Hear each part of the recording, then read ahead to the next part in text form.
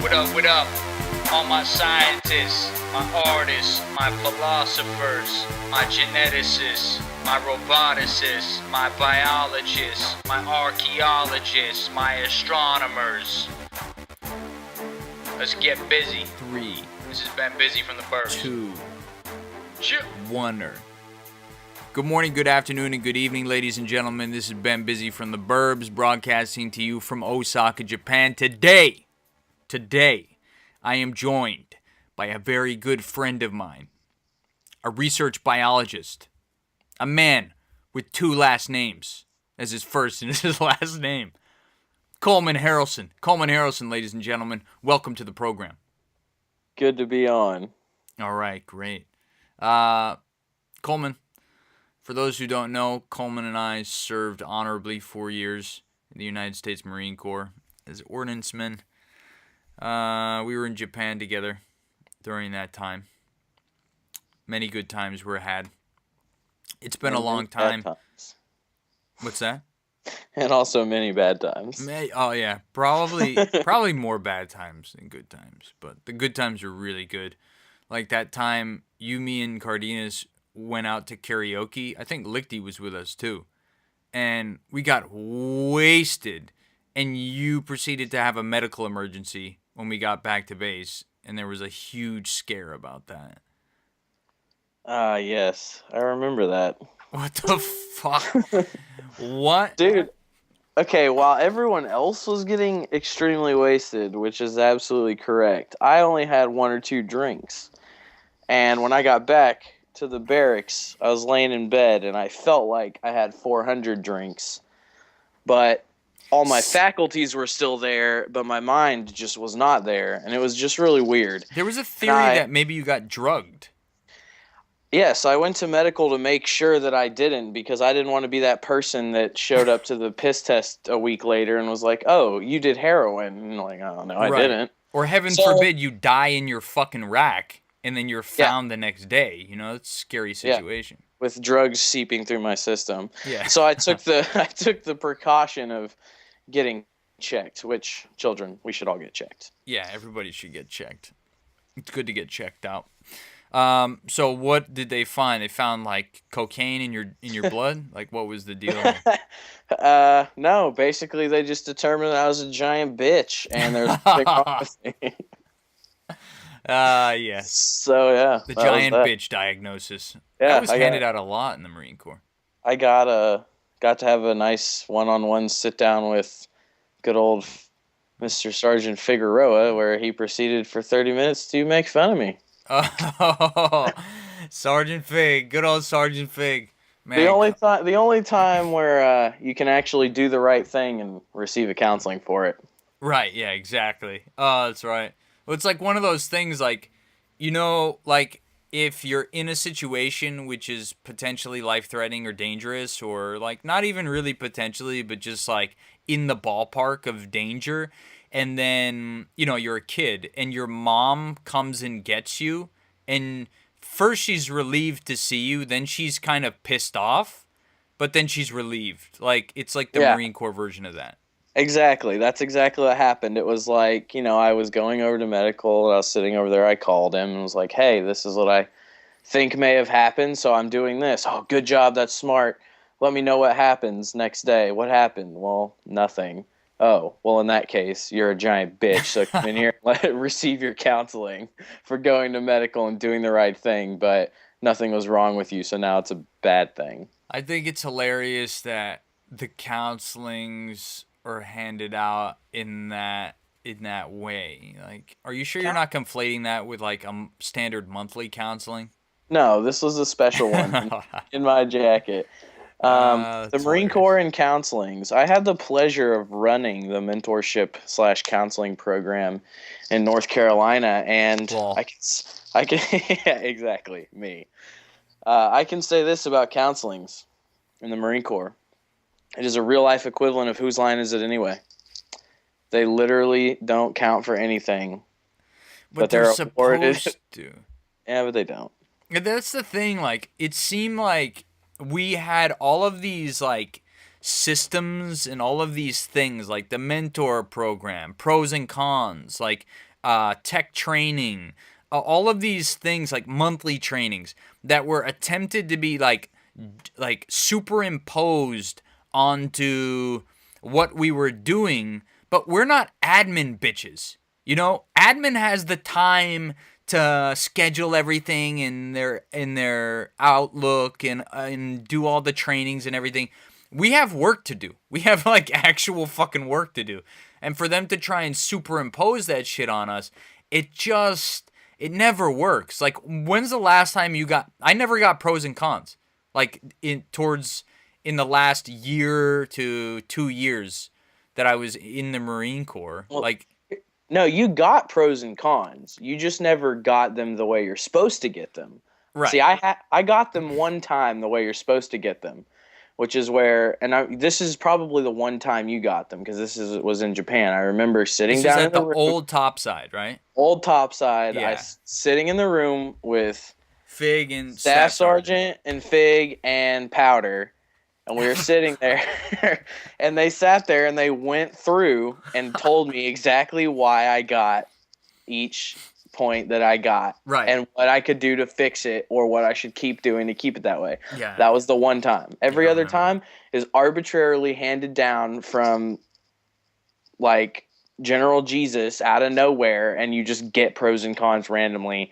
Yeah, they're It's just like completely, ballparking it. completely biased thing, and it's based off of like it's supposed to be based off of everyone in your MOS, blah blah blah. But what really what really happens is it's based off of like Gunny whatever's favorite shit hot person, and they obviously only are going they're only going to get a 3.5, so you're getting a fucking 2. This is what I envision that it's based off. Actually, it's a room, right, with the door closed, a bunch of staff NCOs just rolling dice. They're just rolling dice, and they're like, okay, 1.2, write that down. Okay, 3.4, and no one got the 3.5. The 3.6, unless you were, I'm not going to get into the politics of it, but there are certain, whatever. I think maybe it's best that we just avoid this. Let's segue here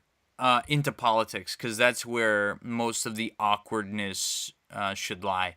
I don't know if you're reading the news this morning, and I know that you went to the Burn Dog, Big Dog Bernie Sanders, fucking Hotlanta rally, baby. Hotlanta rally last Wednesday, was it? Tuesday? It was on Monday.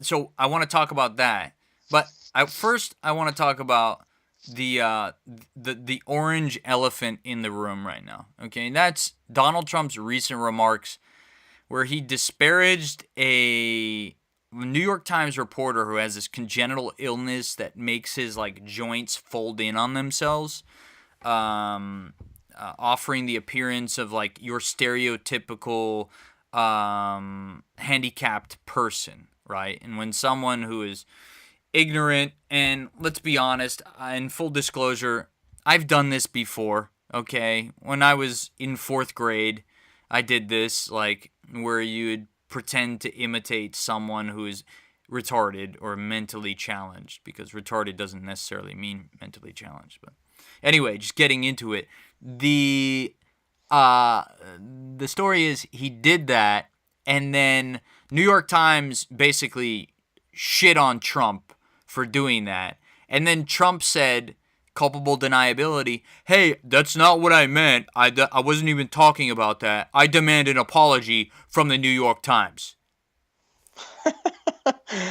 I just like how you said that you did this in 4th grade, because that's a perfect representation of the mental ability of Donald Trump. Right. He is basically a 4th grader. He's a 4th grader. He's a 4th grader. He's never known a hard day's work in his life. No. He's got those, like, hands that are like rubbery man skin, perfect for giving his boyfriend silky smooth hands. Yeah. Exactly. But, yeah, okay, so basically what we got here is a grown man making fun of another grown man. That's good presidential, capability right there. and then getting called out about it and then demanding an apology. Right. I'll give him that. That's what a fucking businessman would do. Be wrong and make the other person apologize. That's also what a psychopath would do. Yes. Sociopath. That's Psychopath. what someone with a personality disorder would do. Right. So, I mean, he's basically following right perfectly along the Trump guidelines that he's been following his whole life. Trump guidelines. The Trump lines. Yeah. What would the Trump rules of engagement be in Iraq or Afghanistan? It would basically be like, just shoot anyone. Shoot whoever you can shoot. If they piss you off or you don't like them, shoot them. And then, have them apologize to you after you do it. Yeah, he would operate it just like one of his businesses. He would go in balls to the wall with absolutely no knowledge. Mm-hmm. And when it started to flame to the ground, he'd probably throw the blame onto, like the Joint Chiefs or something and be like, well, they told me to do this. What pisses you off more? The fact that he can get away with this? The fact that he says this shit, or the fact that he can get away with it? Meaning, there's no pushback. Everyone is just a floppy little fucking defenseless ragdoll when it comes to Trump. No one's willing to fucking throw it back at him. Like, that's the problem. There's no pushback. We need that Bernie Brooklyn. There is pushback. The problem is the pushback only comes from intelligent people, right? Which Trump just writes off as stupid people. Right. While he panders to the stupid people, saying, like, he can get away with these racist comments and the Hitler-esque, this misogynistic approach to dealing with women and his Hitleristic views on what he wants to do. Hitleristic. I think you just coined a new term. Yeah, Hitleristic. Write that down. Yeah. But it's really, like, and he's getting away with it because he says this shit, and then people start saying, like, you can't do that. And he's like, well, I'm tough. That's, he spins it. He's a perfect spinner. He spins smart people into dumb people, and he spins up dumb people to think that he's like this political revolutionary because he doesn't have a filter. When you want a good mix between those two, like you want a president that's going to stand up for themselves and stand up for the country, but not make fun of a woman on her period. Yeah. Is that too much to ask? I don't know. It's not even like a fine line. This is like a massive, very easily seen line that Trump just, because his hair flops down into his eyes, I don't know if he just wanders across it without realizing or what. Yeah. But here's the thing, though. Like, and call me stupid. I guess maybe I am. But when I consider all of the other GOP possibilities, including Jeb Bush, if I had to choose between Trump and Jeb Bush, I'm so disenfranchised and disillusioned and disenchanted with the state of our system, and I'm so repulsed by the notion of dynastic politics, meaning someone's father and then their grandfather and then their grandfather's grandfather were presidents. I'm so repulsed by that I'm actually more in favor of Trump being elected or winning the nomination for the GOP than I am with someone like Jeb Bush, who's actually much more centrist. Yeah, I mean, we're as Americans, we're like trained basically to buck against this idea of the dynasty presidents. Yeah. The Bushes, the Clintons. Daddy Bush, Brother Bush, and the other, but no, it's different when it comes to the Clintons because I'll get to that, but okay. We're like ingrained to buck against this because of this whole thing. I don't know, like if a stupid person stumbles across your podcast, like the history is, we kind of ran away from that with England. We didn't like that. Right. But now I guess it's okay in America as long as you're a white woman. Right. Then it's cool. Then it's like, oh yeah, your husband was president. You want to be president. You're not a murderer. Like, screw it. But then the same people will sit there and be like, oh, Jeb Bush is just another Bush, and it's like, okay, well, Clinton's another Clinton. No, well, that's different. Shut up, you're dumb. Okay, yeah, you're right. Yeah, the Democratic Party does. The people that support Hillary seem to, in the same breath that they're kind of, I don't know, calling out Bush for Right. being related to past presidents. right. Before they even finish the breath, they're praising Hillary. They're praising Hillary, right? Exactly, and that's so hypocritical. I think what's scary about the DNC and why we have to fight for Burn Dog at every fucking turn, and why. And I want to get into the fact that they're completely ignoring the phenomena that has become Bernie Sanders rallies. I mean, they're always fucking packed. But I'll get to that. Well, not that they're always packed.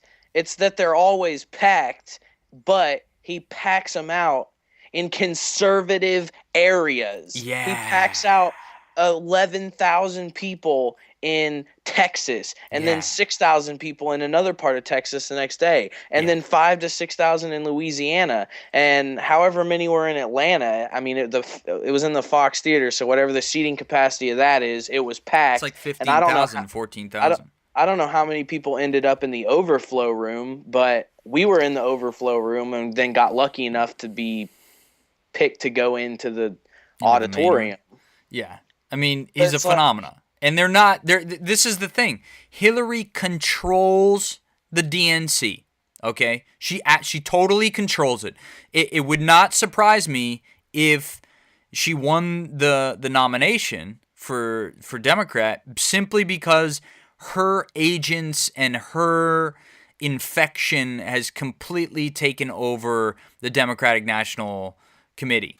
She owns everything. All of the machinery is hers. And Bernie had to agree to all of these rules in order to be included even as a potential candidate for a Democratic nomination for president. She's running everything. And what we get even in mainstream media is total Bernie blackout. You won't see Burn Dog maybe on MSNBC, certainly not on CNN. Why? Because Time Warner put a $500,000 bet or $250,000 bet on Hillary. They donated hundreds of thousands of dollars to her campaign. They own CNN. Of course, you're not going to see favorable coverage of Burn Dog on CNN. And you saw this in the debate. Not only will you not see the coverage, when CNN does something like they did after the first Democratic debate where they put up, seeing as the citizens vote in the president, they put up a poll. Mm-hmm. And it was, just to totally paraphrase this whole story, but it was basically the poll was, hey, citizens, who do you think won the Democratic debate tonight? Right. It was unquestionably Bernie. Yeah. Unquestionable. I mean, by 25% plus Bernie. I don't know how long that poll was on their website, but what I do know is that it magically disappeared under the cloak and dagger of Hillary Clinton, and then magically fucking reappeared out of the abyss and the mist essence and was like, oh yeah, guess what? Hillary won the debate. But you see, that's the thing. That's the double-edged sword that is the internet. Is multiple people, did this crazy thing called screenshot. Yeah. Which Hillary, I guess, and CNN weren't aware could happen on their website. But yeah, and it's like, whoa, hold on a second. 30 minutes ago, Bernie Sanders won by a 25% margin. Burn Dog. Now Hillary's ahead by a 40-something% margin. Like, what happened? Right. Yeah, right. What happened? Oh, wait, that's what happened. Let's go look at Hillary's campaign contributions. Yeah, exactly. Wall Street, Time Warner. Yeah, right? And even just historically, if you look back at Hillary's history, she was a lawyer for Monsanto. She was a lawyer. She represented Wall Street. She's just in bed with the establishment. Her husband, what is it called when a president blowjob? He got one from his secretary. Yeah, that did happen, right? It depends on what your definition of is. No, it happened. You got a BJ.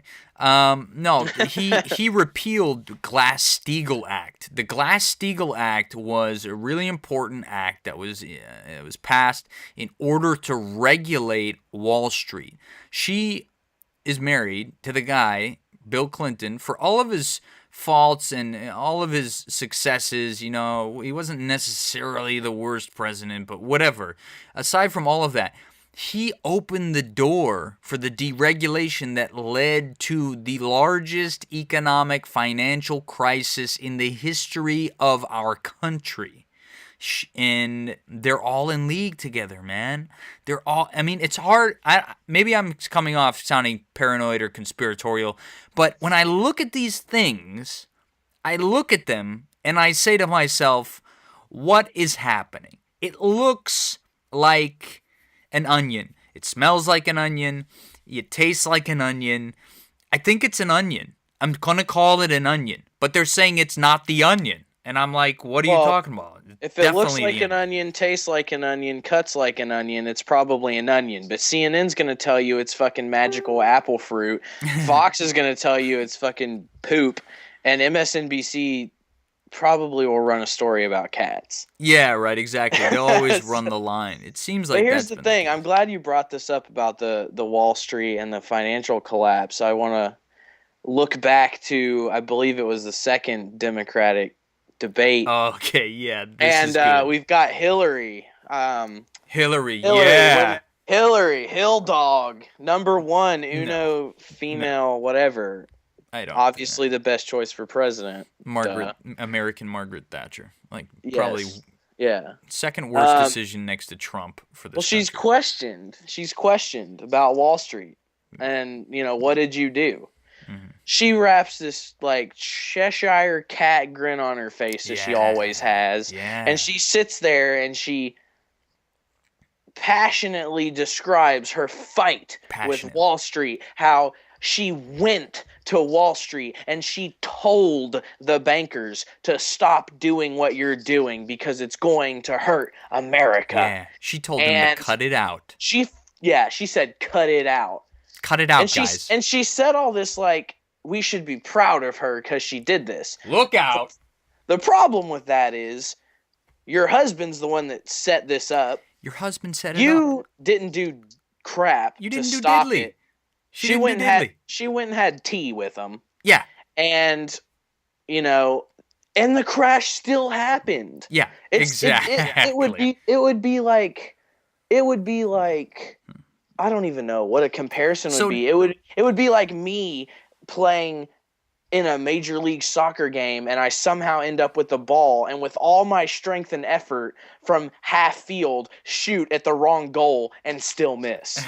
Right, exactly. And then stand there and put a grin on my face and expect you to be proud of me. Right. But for some reason, when it's Hillary, people are proud of her. I fucking it up. It's so weird. I don't get it. I don't understand. When I talk to people, everyone I talk to, almost unanimously, none of them support Hillary. And yet, when I go outside, I ask other friends of mine, they'll say, especially in New York, you'd be surprised. There are a lot of Hillary supporters in New York. And should that come as a surprise to anyone?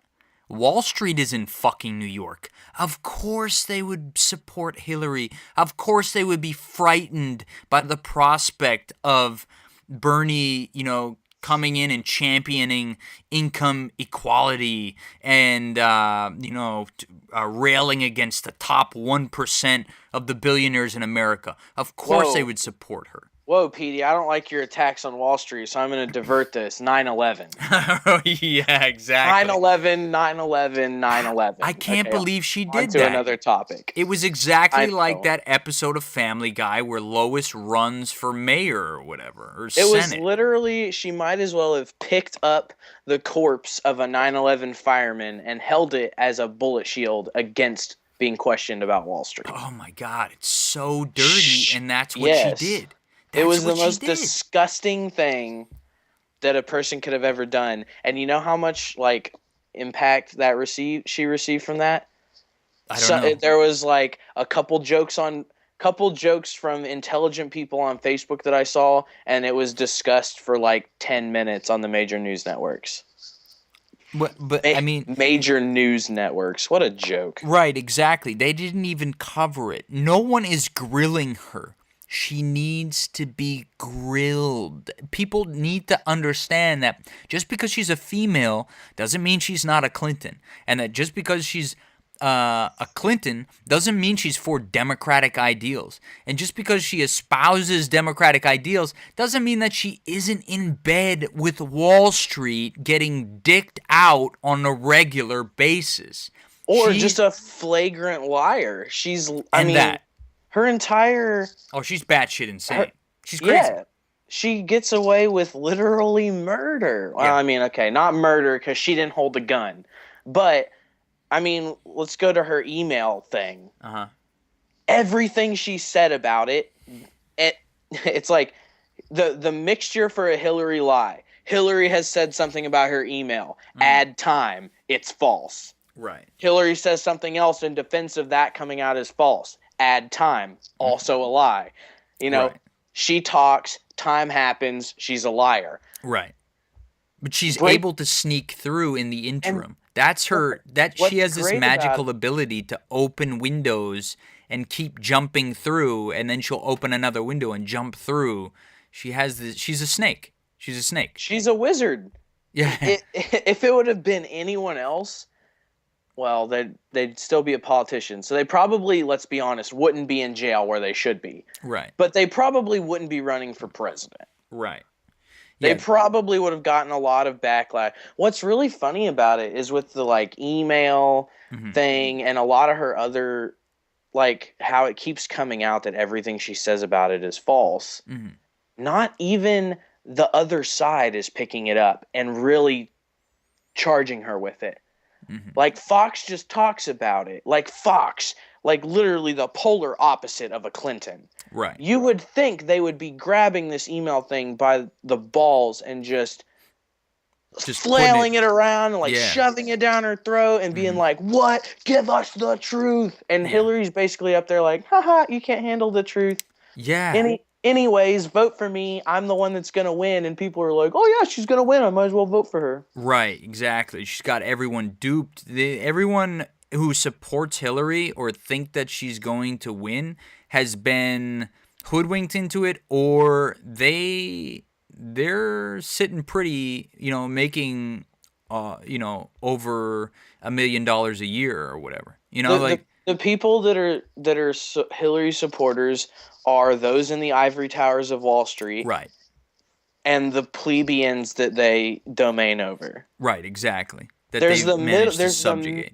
Yes, there's like this middle ground of people, which back to what you said a second ago, I have not even met a person that not in real life, internet, I don't even know what a Hillary supporter would look like because I haven't met one. Yeah, I haven't been able to. I need to meet a friend, someone that I know at least a little bit that's a Hillary supporter, so I can gauge like what kind of mentality of person gets sucked into the Clinton machinery. Yeah, exactly. That's the Clinton war machine. Yeah, it's I don't understand. That's the big mystery.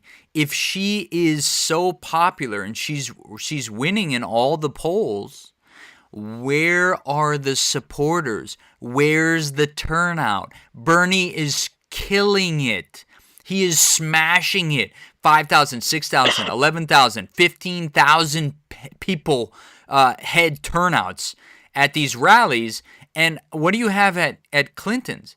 It's meager. And I'll tell you how she's able to do this. Because she controls the DNC. She controls the DNC from the party level and the grassroots on down. And they're so in the wine with Clinton, or they've drank the Kool-Aid so thoroughly for so many generations that Bill Clinton, through his support, behind Barack Obama after Hillary lost to him in the primary. And then, of course, Obama now throws his support to Hillary, who is, quote-unquote, the clear choice or whatever. She controls the DNC, which means that those polls that are happening, they're polling registered Democrats. They're not polling independents. They're not polling, whoever. These people are polling people who have already drank the DNC Kool-Aid, which Hillary has prepared. Yeah. And it's like, from what I can tell, it's the demographic of these rallies for these presidential candidates are so different. Like Bernie, from attending his, and so this is another thing I want to attend. If anyone else comes near Atlanta, I'm going to go. Yeah. But from watching the other candidates on the television screen and just seeing, it's like a Bernie rally is energetic and vibrant and loud, and it's a younger demographic. Not to say there's there was definitely all types of people represented, but it is a very younger demographic. Right. Then you've got the Trump demographic, which are usually very loud, but not. I would say they're loud, but they're not energetic. They're almost angry. Yeah, that's all it is, right? And old and money. Yeah, exactly. And then you've got Hillary, who every time I've seen one of her rallies on TV, it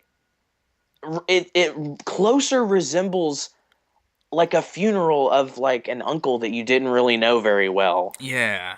As opposed to a presidential campaign rally. Right, exactly. There's no energy. There's no energy. It's almost like almost like they were paid to be there. Yeah, like they were paid to be there, or which was proven. I think Trump was doing this until lady. He rallied the racists, and now they're all like just coming out the woodwork for him. Well, there was one of my friends was telling me the other day, and I have not remembered to research this, but when Trump had the Latino woman on stage and he was behind her lifting her hands and she's like, "We love Trump. Spanish people love Trump." According to she was paid. A person that I don't think would just make something up, she was paid. Right. And I remember seeing that, and the first thought in my head was, I wonder how much she made for that. Right. And that should tell you something. They probably gave her like $1,000. She probably did it for $1,000, $3,000. Here's the thing about like the Trump supporter. Yeah. They are completely buying into, and I meet Trump supporters are pretty common down where I am. They're usually have no idea about politics. Right. All they know is that the TV and the internet tells them that America is crumbling. Mm-hmm. They're see Trump in a hat. Gerbs. Yeah, they see Trump in a hat that says, "I'll make America great again," and they equate the fact that he has money to he is smart, therefore he can make America great again and prosperous because he can do it in his personal life. What they fail to remember about Trump, and I've brought this point up and I'll tell you how they get around it, is I'll be like, he's failed numerous times. Yeah. He's failed. He has a list of failed business ventures that's almost as long as his one of successful business ventures. Mm-hmm. And he also has this propensity to, oh no, this one's going to tank. So he kind of signs it off to somebody else, and then it tanks under them. Right. So his list of failures is probably more numerous than his list of successes. And I said this to my own parents. Mm-hmm. And the response is that I've received for that is generally the same. It's, well, you have to fail sometimes to succeed. He gets back up. Okay, but what if he gets into the White House and he fails? Right. He doesn't. He could only have max 2 chances. Right. And if it fails, we're gonna be set back 20, 30, 40, 50, could be 60, 100 years. Who the fuck knows what? Someone like that. But Trump is, I don't know. It's not a good look. I have a confliction about this because in general, I would say people that, it's like the Batman scenario with politicians. Mm-hmm. You either get out of politics as a good guy, or Right. you stay in long enough to become a bastard, Right, to exactly. become the evil that you originally joined politics to fight. Right. Now, that's extremely evident with the Clintons. Mhm. They are literally the Joker. Yeah. But then you have the flip side of the coin, which is Burn Dog. Burn Dog. Bernie has been in politics for so long that by all accounts, he should be the most evil motherfucker out there. But he's never wavered. His commitment to equal income equality, civil rights, it has never wavered. He's always been saying it for years. For decades. For decades. For decades. One of my buddies said the other day he was watching some video Right. about something about equal treatment of like foreign laborers. Yeah. And in this video they had a clip, Mm. and it was Bernie Sanders in 1982 Yeah. holding a press conference or rally of some sort in support of Mexican immigrant laborers that were being mistreated. Yeah. And his verbiage is still the same. I mean, the man is stuck to what he said. Mm-hmm. He's been fighting for the same crap for, before you were born. I love born. Which is a long time ago. No, jokes. But what I want you to respond to this this counter argument that many people make against the Burn Dog. They like to say, well, this is great, it's a great idea, but who's gonna pay for it? The people. The people should pay for it. And we should want to pay for it. Because these are the same people, the people that throw out that argument are the same people that will use the argument of, why can't we be like Switzerland? Or why can't we be like insert European country name here who has a happy populace with longer lifespans and better quality of living? Sweden, here's the Finland, answer. Switzerland, They pay out the ass in taxes. Right. They pay for it. Right. They don't have a problem giving people a minimum wage that is livable and then taking 42% of it back. Oh, but socialism is blah, blah, blah, socialism. But people get so up in arms about high taxes. But here's the thing. If your government does it right, which a lot of these other countries have, the Australias, Switzerlands, Norways, Swedens of the world, they're charging their citizens a lot in taxes. Right. But if you have a better life expectancy, a higher quality of life, and generally are happier people, and lower crime too. They don't care that they're paying 42% of their things back in taxes. Right. So that's the answer. Bernie's way of getting around it, one of his things is he's always been about the gap in wage inequality. Mm-hmm. You've got the highest 0.1% owning more economic spending power than the bottom 80% of the population of the country. Yeah. You start to lower that gap.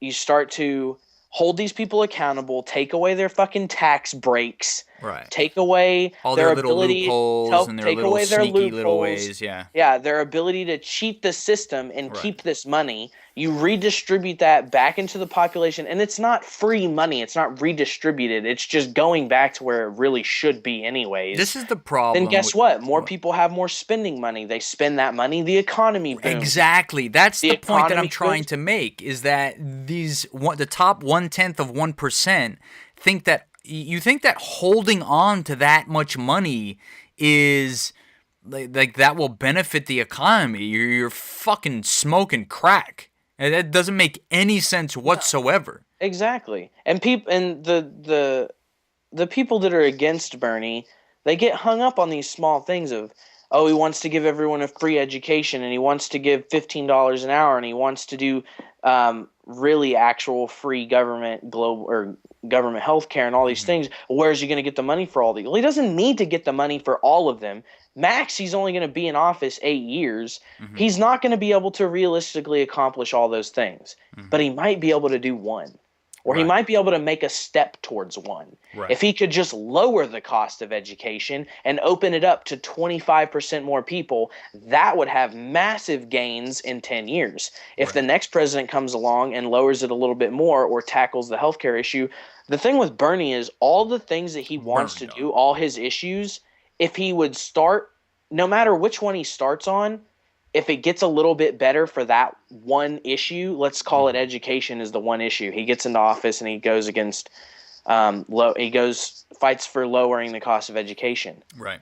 You lower the cost of education, that opens it up to more people. That's more educated citizens. Those educated citizens have the power to go out and get better jobs, help their communities. It's a cyclical process. All these things are interconnected. They're not these singular issues. That's why you have the single issue voter who's a fucking moron. You solve one problem at a time, and if you solve the right problems, it impacts the other problem areas. Right. There's a cascading positive net effect. Fucking Citizens United needs to burn in hell. Yeah, that's fucking crazy ridiculous. Burn. I mean, there is no ceiling. What I think would be awesome and would just be perfect and beautiful karma would be that if all of those candidates who took Citizens United money, which I would like to say does not include Trump. Trump is completely self-financing his campaign, so he says anyway. So it might not be true, but anyway, it would be great. It would be so poetic if it just turned out that it was just a complete and total waste of money. That it proved that once and for all, money cannot buy people's favor. That people value things like, their country, their family, that they value them over money. That would be a great defeat for this crazy money-centric view of the world that's been adopted by so many, not just Americans, but around the world. Yeah, that would be great, but it won't happen because up till this point, it's been effective. Yeah, well, I guess because with Hillary. It's because you're dealing with people who will vote based off name recognition. You're dealing with people that'll vote based off what their mom and dad have voted on for the last 40 years, and they're basing their political vote off of their, personal life choices. They're not basing it off of who's actually good for the country, or they base it off of a single issue. They'll vote for the one person who is either for or against abortion, whether that lines up with their thought process. Yeah, right. The single issue So it's voter. like the single issue voter. I mean, I don't know. It's just ridiculous. And the problem with it is people have the cognitive bias. Yeah. It's like no matter what you say to them, they won't believe it. No matter how many times I can sit down with my parents and be like, education reform is not a bad thing. Right. They're against it because it's what they've always, and it's like, well, I want, my dad's all for this capitalist America, but he's for this capitalist America while he fucking slaves and honestly is like just a couple of years from retirement and he's not going to be able to, but he still supports for some stupid reason capitalist America. That's what always defied reason with me with Trump supporters is the fact that when Bernie talks about the top 1/10 of 1%, you have people that are like, well, that could be me, so I don't like that. It's like you are never going to be a billionaire or a multimillionaire. Bernie's tax plan will never affect you appreciably. Like, wake the fuck up.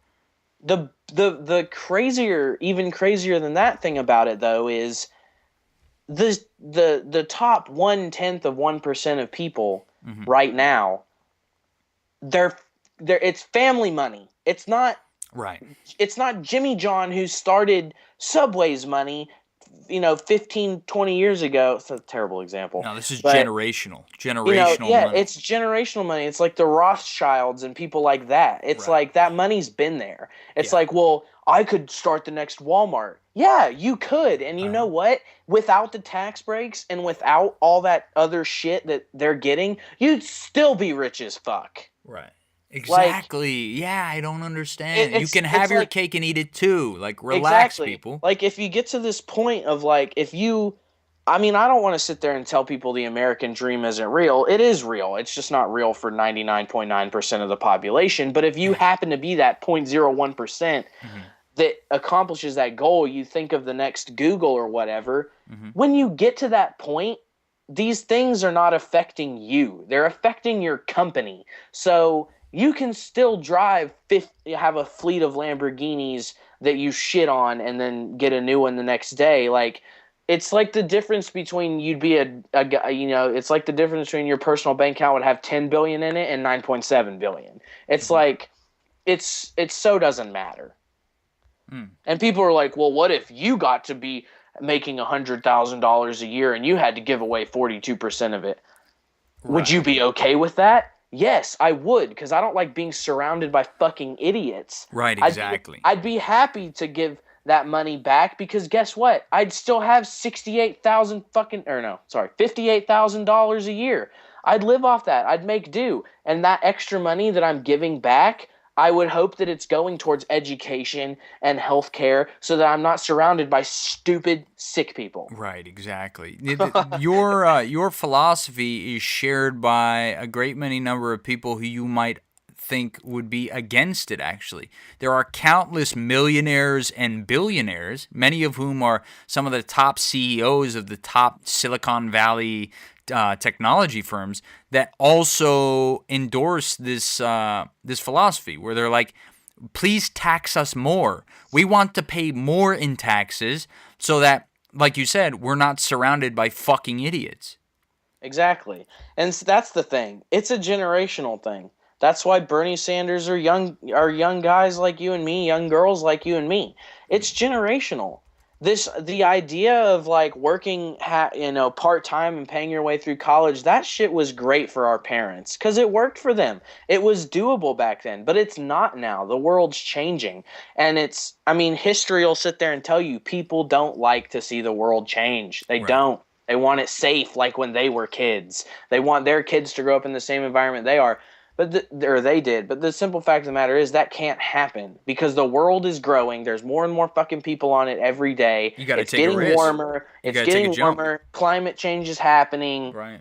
The gap in the the gap from the top to the bottom is ever increasing. Right. I mean, it's things that aren't sustainable for the human race. Right. So, my dad will sit there, and I use my dad as an example, but he's really just a stand-in for 50 to 60-year-olds from the South. Baby boomers. He's a baby boomer. He's a baby boomer. Yeah, old economy Steve. Have you seen that meme? Old economy Steve? Exactly. That sums it up. It's like my father and my mom. I paid my way through college working part-time. Okay, well, that's because when you were in college, a year was $2,000. Right. And the minimum wage reflected closer to a living wage. And you automatically had a job when you got out. You walked into a job, Exactly. Now it's a completely different animal. You have that. That's why it's mostly baby boomers that support Trump. Exactly. But the thing is, most of these baby boomers are just like my parents and just like your parents. They're supporting a guy who's abused the system to get so far ahead of them. Right. They're like supporting him so that they can live vicariously through him. They're supporting him because he's the embodiment of their dream that they didn't achieve. Yeah, that's it right there. Nail on the head, Harrelson. Nail on the head, Harrelson. That's it. I just thought of it like that. I mean, I had that idea. I never had figured out how to voice it, but that's it. These people, they support him, and people like him, the Hillarys and the Trumps. They support them for that reason. Those people are living their dreams. So they want to support them. They want to see them successful, even if that means they're watching from the ground as that person steps on their crotch. Yeah. Oh, no. Yeah. They'll pay to watch from that angle, too. That's the weird thing. They'll pay out the ass to watch from that angle. They want it. Point of view. It's yeah, POV. They're into that masochist shit. I mean, they want to be tied up, tortured, leather whips, chains. They want to be Yeah. beaten, rope, all of that. Ball gags. Want it to happen by old saggy men with toupees. You know. But people like us, like, think back to when you were a kid, like, you know, maybe like 12 years old. Mm-hmm. What did the world of the future look like to you then? It was fucking shiny and bright, and I'm going to go to college, and I'm going to get a fucking sweet-ass job out of college, and I'm going to get that white picket fence with my white wife with big boobs. We're going to have 3 little kids, and they're going to do the same shit that I just did. Yeah, totally idyllic, right? Yeah, the only problem with that is we grew up into this world, and what we've inherited is debt, unaffordable education, low-paying jobs, unavailability of jobs, a world, a globe that's suffering from humanity. Unsafe. I mean, I know people that literally think that climate change is made up. Are you? They think. They will sit there and tell you it was made up by the Democrats. And it's just like, are you kidding me? Like, I'm sitting here on what day? November 26th or 7th, whatever freaking day it is. November 26th. Yeah. You know how cold it was this morning? It was 36 degrees this morning. At 4 o'clock this afternoon, it was 70. It's November, and you're going to tell me climate change isn't real. Right. Yeah, it's absurd. Even to acknowledge it, even if they were to say that, okay, it's not something that's created by man, you still have to acknowledge that it's happening. You still have to acknowledge the fact that, you know, there is less land ice now than there was 20 years ago. That's irrefutable. But those are the well, don't get offended by this, but those are those atheist heathenistic scientists. They can't be trusted. Oh, yeah, exactly, right. The same people that like Trump and think climate change isn't real are the same fucking morons that think vaccines give people autism and think that they don't need to see a doctor. They need to go see Suzanne down the street who studies herbalistic medicine. Exactly, yeah, and homeopathy. They're the ones that don't believe we landed on the moon. Like, these are all these conspiracies are they exhibit this quality of comorbidity, whereby if someone is willing to believe that the Boston bombing was a coordinated false flag attack, and that the guy who got his leg blown off had it electively amputated as a crisis actor in order to reinforce this, is probably willing to believe a lot of other really fucking stupid bullshit, like, you know, global warming is a myth and so on and so forth. Yeah. Well, hold on. I mean, if I'm a government conspiracy agent who plans out false flag operations, right, wouldn't it just be fucking easier to find a guy who already doesn't have one leg than to get another dude's removed?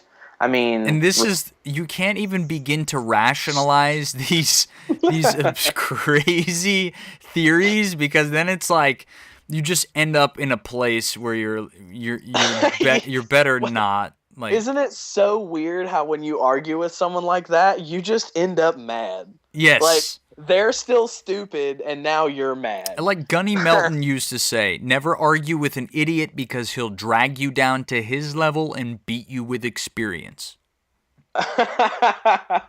Exactly. You can't do it. Exactly. Yeah. What else we got, man? We're at 53 minutes or 54 minutes. I want to implore and encourage everyone who enjoyed or was otherwise entertained or educated by this podcast to click the PayPal link and donate. We are completely 100% run off of your donations and your support. We appreciate all of the help that we can get from everyone, and we look forward to continuing this podcast into the future. What are your what does your schedule look like? We'd like to have you back on the program again in the future, Coleman. When might you be available for something like that?